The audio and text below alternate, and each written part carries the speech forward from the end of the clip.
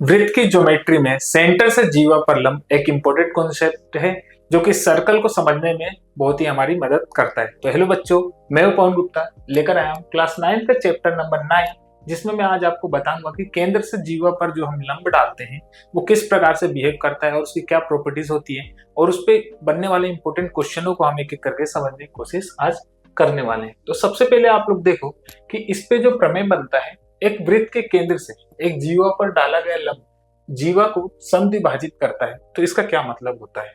तो सबसे पहले आप देखो कि ये सर्कल है जिसका रेडियस AO है।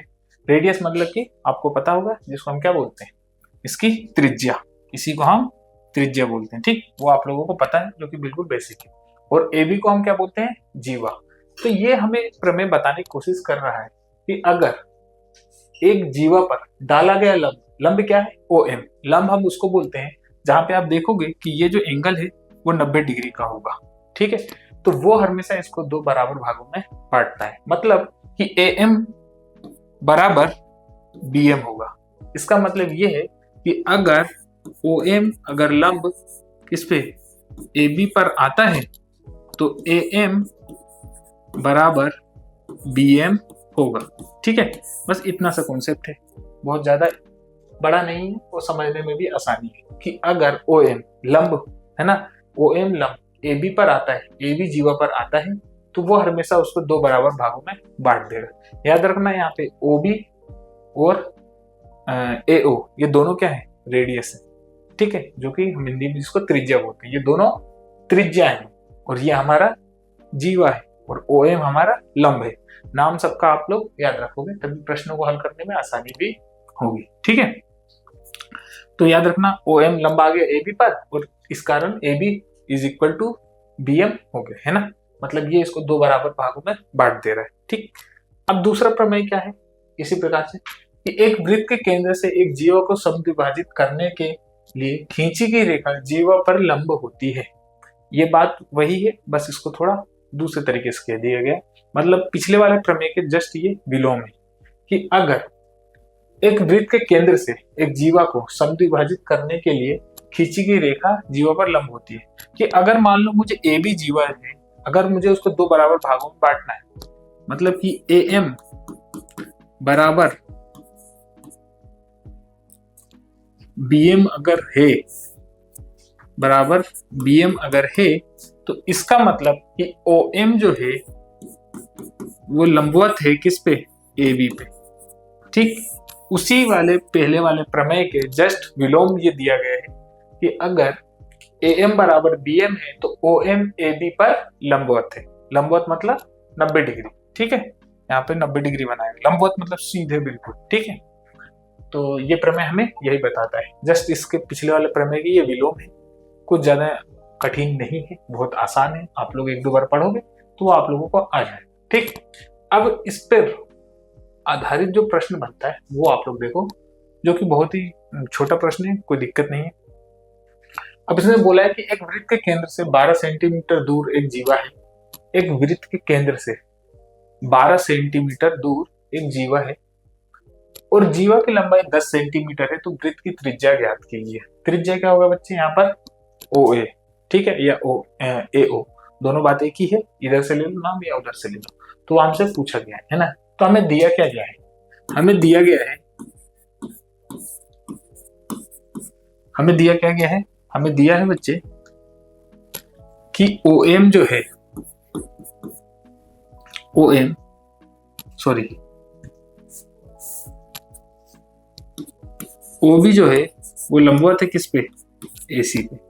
जब ये इस पे लंबवत होगा तो ये फिक्स हो गया कि AB बराबर BC होगा।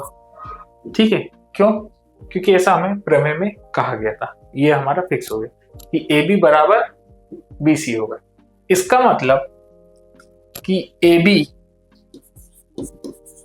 प्लस BC का जो मान है वो AC के बराबर होगा, ये तो पहले ही दिया है। और AC हमें कितना देकर रखा है, जीवा की जीवा की लंबाई कितनी है, 10 हमें देकर रखा गया है। ठीक है, और आप लोग ये बताओ, जब AB बराबर BC है तो क्या मैं BC को AB कह सकता हूँ, तो उसको मैं कह सकता हूँ क्योंकि ये दोनों आपस में बराबर है।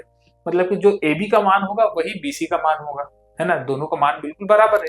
तो मैं कह सकता हूं कि A B plus A B, है ना, क्यों? क्योंकि ए बी बराबर है बी सी के, बस इतनी सी बात है। ठीक, तो ये कितना हो गया, 2ab इज इक्वल टू 10। इसका मतलब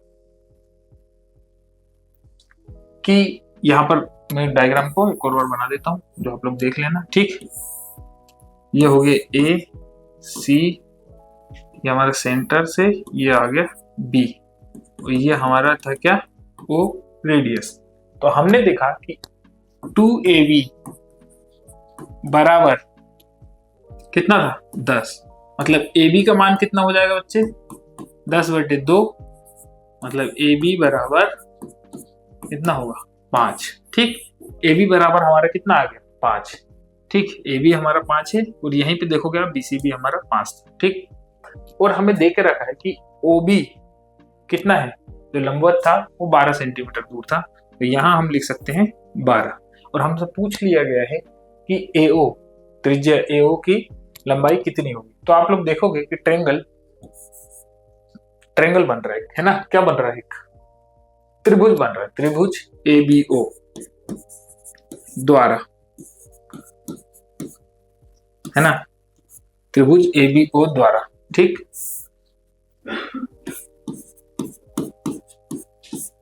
त्रिभुज ABO द्वारा आप देखोगे कि ये जो आपका क्या बन रहा है, यहाँ पे ये लंबवत है, तो लंबवत होने के कारण ये एक समकोण त्रिभुज हो गया। और समकोण त्रिभुज में आपको पता है कि पाइथागोरस थ्योरम लगाया जाता है, मतलब कि कर्ण, ये आपका कर्ण जैसा बिहेव करेगा। जो AO है वो कर्ण वो क्यों है, क्योंकि 90 डिग्री के सामने वाली भुजा जो होती है वो हमेशा कर्ण होती है, किसमें, समकोण त्रिभुज में। तो आपको पता है कि कर्ण कहाँ से डिनोट करते हैं, कर्ण का स्क्वायर, मतलब, है ना, कर्ण का स्क्वायर बराबर ये जो आपका आधार है, आधार का स्क्वायर जोड़ लंब का स्क्वायर, लंब मतलब वो भी लंब का स्क्वायर। तो आप देखोगे कि यहाँ पे कर्ण क्या है, AO, कर्ण आपका क्या है, कर्ण है आपका AO का स्क्वायर बराबर आधार आपका कितना है,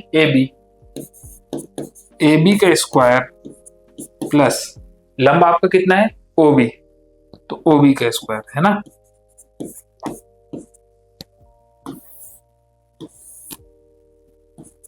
ठीक, अब AO का मान कितना दिया है, नहीं दिया, वही आपको क्या करना है, निकालना है। तो आप लोग यहां लिख दोगे AO का स्क्वायर बराबर AB का मान कितना दिया आपको, 5 का स्क्वायर जोड़ लंबा आपको कितना दिया है, OB 12, है ना, 12 का स्क्वायर। तो 5 का स्क्वायर कितना होता है, 25, और 12 का 144। तो ये हो गया AO का होल स्क्वायर। ठीक, अब इन दोनों को आप लोग जोड़ोगे तो कितना आएगा, 169 AO का स्क्वायर। अब आप लोग को पता है कि अगर मैं दोनों साइड रूट लगा दूं, है ना, मतलब AO के स्क्वायर के ऊपर भी रूट लगा दूं ऐसे, और 169 के ऊपर भी रूट लगा दूं, तो उससे क्या होगा, ये होगा कि ये स्क्वायर से रूट कैंसिल, और ये हो जाएगा AO बराबर, और ये आप लोगों को पता है कि 169 किसका स्क्वायर, 13×13। अब कम से कम आप लोग को 25 तक स्क्वायर याद होने चाहिए। ठीक, अगर आप लोग चाहते हो कि आप लोग को एग्जाम अच्छे जाएं, है ना, अच्छे मार्क्स आए, तो मिनिमम आपको 25 तक स्क्वायर और 20 तक पहाड़े आप लोगों को आने चाहिए, तभी गणित में आप लोग को प्रश्नों को करने में आसानी होगी। ठीक है, तो AO का मान कितना हो जाएगा, 13, है ना। आपको पता है कि अगर किसी संख्या पर रूट लगा होता है, इसका मतलब उसका पावर कितना हो गया, 1/2, और जब 1/2 मिलेंगे तो कितना होगा, 1 होगा। ठीक है ना, क्योंकि आपको पता है अगर बेस सेम है तो उनके पावर क्या होते हैं, आपस में ऐड हो जाते हैं। ठीक है, तो रूट लगा होगा तो वो पेयर बन जाते हैं, और पेयर बनने के कारण ये बाहर आ जाता है। मतलब कि इस सर्कल का जो त्रिज्या है वो कितनी होगी, त्रिज्या 13 हो जाएगी। अब यूनिट देख लो, है ना, मैग्नीट्यूड आप लोग ने देखा, यूनिट क्या है, सेंटीमीटर। ठीक है, तो इस प्रकार से प्रश्नों को हल करना है, बहुत आसान है, 2 नंबर का ये पेपर में आता है। याद रखना हमेशा जीवा की लंबाई को आधी कर देना, अगर आधा नहीं करोगे तो आपको प्रश्न गलत होगा। बच्चे यहीं पे गलत करते हैं कि जीवा की लंबाई को ही पूरा का पूरा बेस मान लेते हैं, है ना, मतलब आधार मान लेते हैं, और यहाँ पर रख देते हैं सीधे 10 जल्दी में, वो देख लेते हैं प्रश्न में 10 वो सीधे रख देते हैं, तो वो हो जाता है गलत। तो हमें वो काम नहीं करना है, हमें सब अलग करना है। हमें क्या करना है, इन दोनों को पहले 2 बराबर भाग में बांटना है, क्योंकि हमें पता है कि कोई भी लंब अगर जीवा पे आएगी तो सीधे उसको 2 बराबर भागों में बांट देगी, मतलब ए बी बराबर बी सी हो जाएगा, जिस कारण अगर ए सी की संख्या 10 दी है तो ए बी और बी सी 5-5 हो जाएंगे। ठीक, अगर 20 दी है तो 10-10 हो जाएंगे। ठीक, इतना आप लोगों को पता चल जाए तो अब आप लोग प्रश्न भी आसानी से हल कर लोगे। ठीक, एक और प्रश्न देखो कि यदि एक रेखा 2 संकेंद्रित वृत्त, अब संकेंद्रित वृत्त का क्या मतलब है, सबसे पहले ये समझो। संकेंद्रित वृत्त का मतलब ये होता है जिसमें दोनों सर्कल्स, दोनों वृत्त का जो केंद्र है वो सेम होगा, तो वो हमारे हो जाते हैं संकेंद्रित वृत्त, है ना। तो इसमें हमें प्रश्न में बोला कि यदि एक रेखा 2 संकेंद्रित वृत्त, अगर मान लो ये हमें डायग्राम नहीं दिया होता, ये अगर हमें डायग्राम नहीं दिया होता तब हम कैसे समझते हैं, तो हम शब्दों से समझते हैं। संकेंद्रित मतलब इसका एक सेंटर हो, दोनों सर्कल का सेम सेंटर हो, ठीक, तो वो हो जाता है संकेंद्रित। ठीक, ऐसे, है ना, अगर हमें क्वेश्चन में डायग्राम ना दिया हो तो हमें ऐसे ही समझना है। एक ही केंद्र वाले वृत्त, सेम से उसी को देखो ब्रैकेट में लिखा भी है कि एक ही केंद्र वाले वृत्त को जिसका केंद्र है ए बी सी और डी पर प्रतिच्छेद करे, ए बी सी डी, ये क्या है, A B C D, A B C D एक जीवा है, ए बी सी डी ये दे दिया है ना, क्योंकि 4 पॉइंट पड़ रहे हैं ना उसमें, इसलिए, वरना ये जीवा सिर्फ एक ही है, ए डी, जिसमें 2 पॉइंट बी और सी डी है। ठीक है, प्रतिच्छेद करे तो सिद्ध कीजिए कि ए बी बराबर सी डी। हमें सिद्ध क्या करना है कि ए बी मतलब इतना ये इसके बराबर है। ठीक, इसको सिद्ध करना है, तो सबसे पहले हम क्या कर लेंगे, तो सबसे पहले हम करेंगे क्या, रचना। रचना, नाम वाला रचना नहीं, बनाने वाला रचना यहाँ पे करना है ना, रचना करनी है। रचना ये करनी है कि OM को लंबवत करना है किस पे, AD पर। ठीक है, ये AD जीवा जो देख रहे हो आप, उस पे OM हमें लाइन एक लंबवत करनी है, ये मैंने बना दी लंबवत की साइन। ठीक है, अब आप लोगों को पता है कि जैसे आप रचना करोगे तो आपको पता है कि AM बराबर हो जाएगा, जैसे ही रचना करोगे तो आपको समझ में आएगा कि AM बराबर होगा किसके, DM के। ये आपका इक्वेशन फर्स्ट हो गया। ठीक, दूसरे संकेंद्रित वृत्त में अंदर वाले को देखोगे तो आपको समझ में आएगा कि जो BM है वो बराबर है किसके, CM के। ठीक है, ब्रैकेट लगाने की जरूरत नहीं है, यह आपका हो जाएगा समीकरण 2, है ना। समीकरण 2 को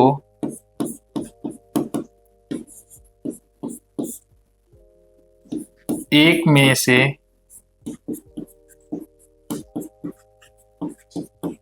घटाने पर, है ना, समीकरण 2 को BM is equal to CM, ये बराबर है, आपको पता है, ऐसा आप लोगों ने उसमें ही पढ़ा था परिमेय में, है ना। अगर मैं समीकरण 2 में से एक को घटाऊंगा तो फिर अब हम देखते हैं क्या होता है। ठीक, घटाने को बोला है, अब हम क्या करें, AM बराबर DM, AM बराबर DM, ये हमारा समीकरण 1 था, और BM बराबर CM। तब अगर अब मेरे को इसमें से घटाना है तो AM माइनस BM बराबर DM माइनस CM। ठीक है ना, ऐसा लिख सकता हूं, तो मुझे समझ में आएगा। इसमें आप देखो कि AM में से अगर मैं BM को हटा दूं तो क्या बचेगा, ए बी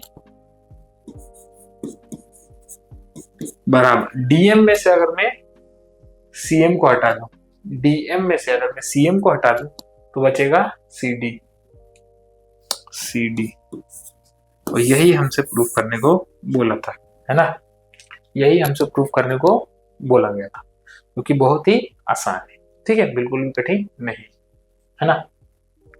ये आप लोग ने देख लिया, आपको पता है कि ये लंबवत है ओ एम, जब लंबवत है वो एडी पर, तो B M is equal to C M हो जाएगा और ए एम बराबर डी एम हो जाएगा। तो अगर मैं उसमें से बी एम हटा दूं, इस पूरे लेंथ में से बी एम को हटा दूंगा तो ए बी बचेगा, और इस पूरे लेंथ मतलब कि डी एम में से अगर मैं सी एम को हटा दूंगा तो सिर्फ सी डी बचेगा, जो कि हमने प्रश्न में देख लिया, ठीक है। तो इस प्रकार से सेंटर से खींचा गया जीवा पर एक लंब जीवा को दो बराबर भागों में बांट देता है, जो कि ज्योमेट्री का एक बहुत ही इंपॉर्टेंट रिजल्ट है। उम्मीद है वीडियो अच्छी लगी, अगर अच्छी लगी है तो लाइक करना, शेयर करना, सब्सक्राइब करना, और ज्यादा डिटेल में पढ़ना चाहते हो तो आज ही फिको एजुकेशन ऐप डाउनलोड करना। Thank you.